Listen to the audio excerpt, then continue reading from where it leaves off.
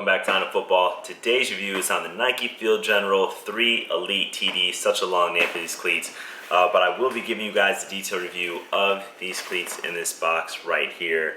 I unboxed these in a different colorway, saw this color come out, and just had to get these instead of those and give you guys the review on this after I tested these out. So of course, I'll be giving you an overview of the cleat, and then I'm going to get into the specifics that I always talk about when I review cleats.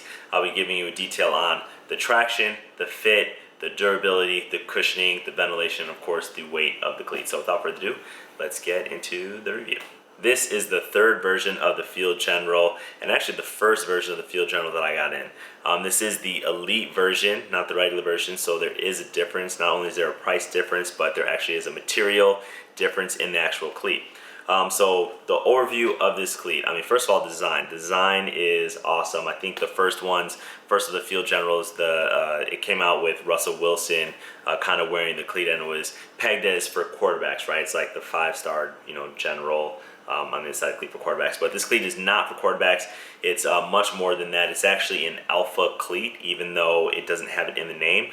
You know it's an alpha cleat because of the cushioning in the bottom, which is a little bit thicker in the back, for more stability, but then it's low in the front for more of the ground field, more speed. And then the bottom of it, it's got the 4 round studs. I have not figured out when Nike or what the studs are supposed to be used for versus when they have the blades and everything else, but all the alpha cleats always have the studs at the bottom. This is an alpha plate at the bottom of this cleat.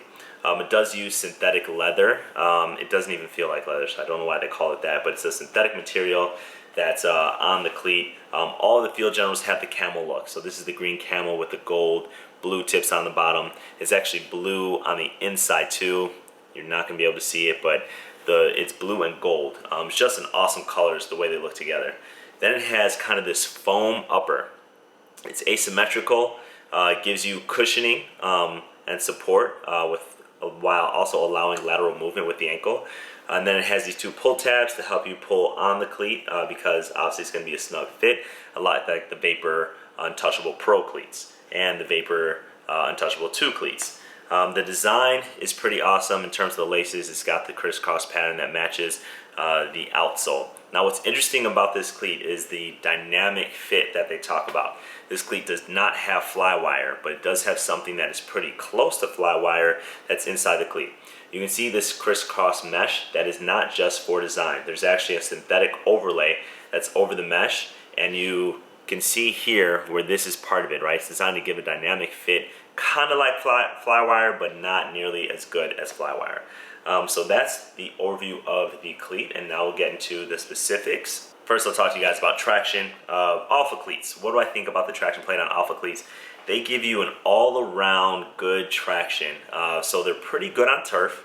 For backpedaling and things like that, I really prefer blades. But if you're really just moving forward, or if you're, a receiver, or the way, if you're using like a T-stop, these will be okay for you.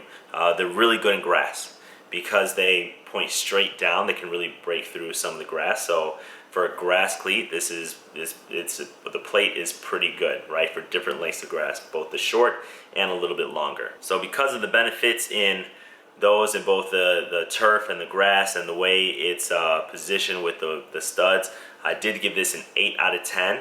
Could be better if they use something more like the Vapor pattern at the bottom. I talked a little bit about the dynamic fit of the cleat, something that's not fly wire, but it's still a dynamic fit. Something that's really cool here is that it does fit true to size, and it fits a little better than some of the Vapor cleats where it is true to size. The toe box is not as tight, so I think this would be an excellent cleat for players with wide feet, and I'll get into that a little bit more when I talk about what positions it's great for. But for speed players, this is probably not going to be a good cleat for you. But for any other players, this is an all-around good cleat for you because of the excellent fit. It's going to give you a little more room around your foot if you have kind of a wider foot, as well as being very true to size. Here, in terms of the fit, this is a great part.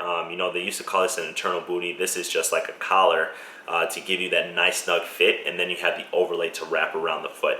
It's going to be tricky to put on, just like the Vapor Untouchables if you're familiar, but that's where you really use these pull tabs to really open up the cleat to put your foot inside. You got to use the pull tabs.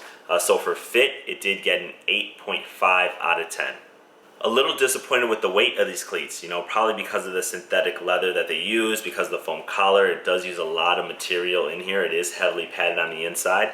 But there are some cleats, for example, like the highlights, that feel like they weigh about the same. So it is a little bit of a heavier cleat. Again, why I say it's not a speed cleat, but it's an all-around cleat. But for the weight, I did give this a 7.5 out of 10. As nice as these cleats look inside and out, one thing that could be improved is the ventilation. There's no ventilation whatsoever on this cleat. Because it is heavily padded, I don't really get ventilation, not even through the tongue, and not through this synthetic material that they call synthetic leather, but kind of feels like a hyperfuse. There's just no ventilation here. But luckily it is a lower cleated, but this is going to hug your ankle here. But for ventilation, I did give it a 5 out of 10. What I love about the Alpha cleats, all of them, is the cushioning.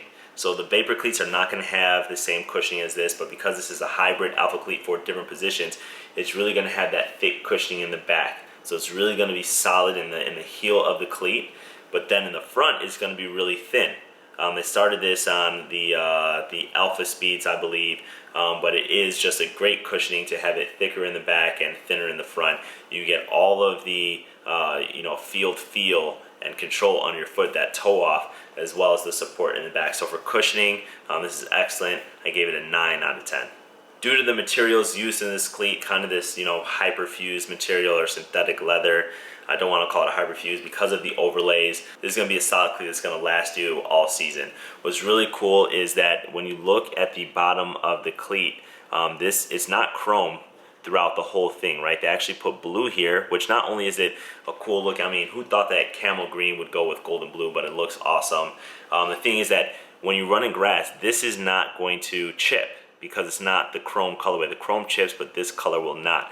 So it's going to maintain the look of your cleats for a little bit longer than ones that have the entire chrome bottom of the cleat. The rest of the material is durable. You have this foam collar, which is just super padded. I mean, it's so comfortable on your Achilles, which is going to be durable. The only thing that I am kind of worried about is the pull tab, because you do have to use this pull tab every single time you put on and off the cleats. I mean, after a game, you guys are going to be tired, pulling these off.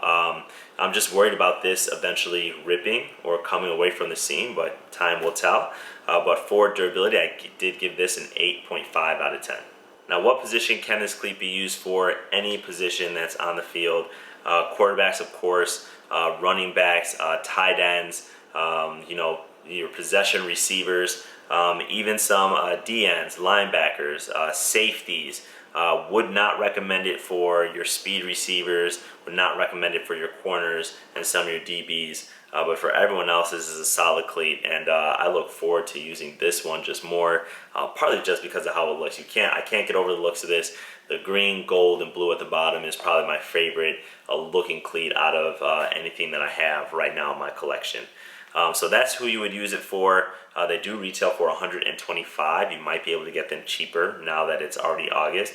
I would definitely keep an eye out for this cleat. Solid cleat you can't go wrong with. If you like my reviews, remember to give me a thumbs up, share, subscribe, and I'll see you guys next time.